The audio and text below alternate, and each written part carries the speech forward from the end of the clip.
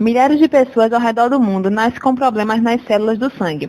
Uma delas é a anemia falciforme, uma doença genética e hereditária. E quanto mais cedo for descoberta, melhor pode ser controlada.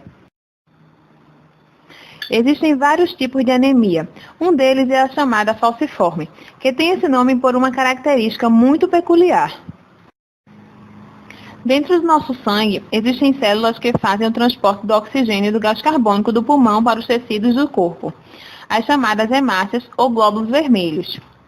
Quando se tem a doença falciforme, essas células perdem a característica arredondada e elástica e se tornam endurecidas, adquirindo o aspecto de foice, daí o nome falciforme.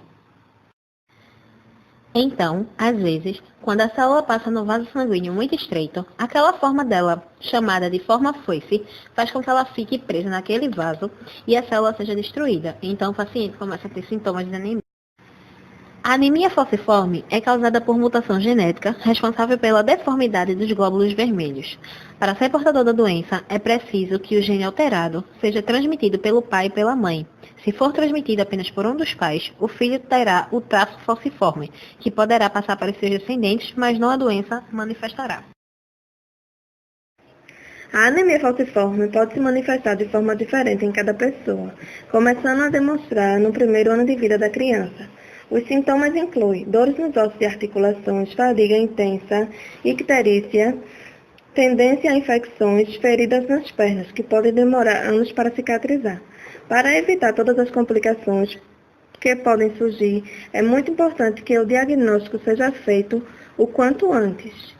A eletroforese da hemoglobina é um exame laboratorial específico para isso, mas o teste do pezinho feito logo após o nascimento do bebê.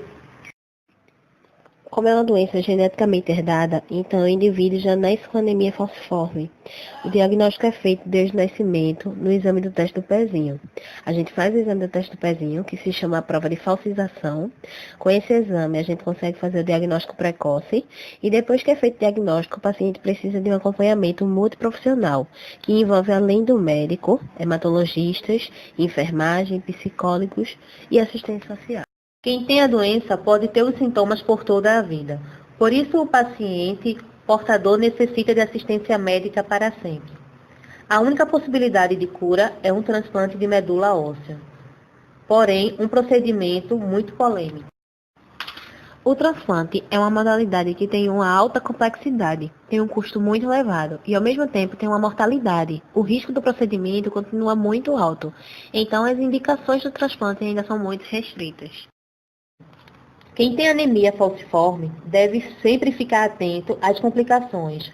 Como a doença pode provocar alterações oculares, periodicamente deve ser feita uma visita ao oftalmologista.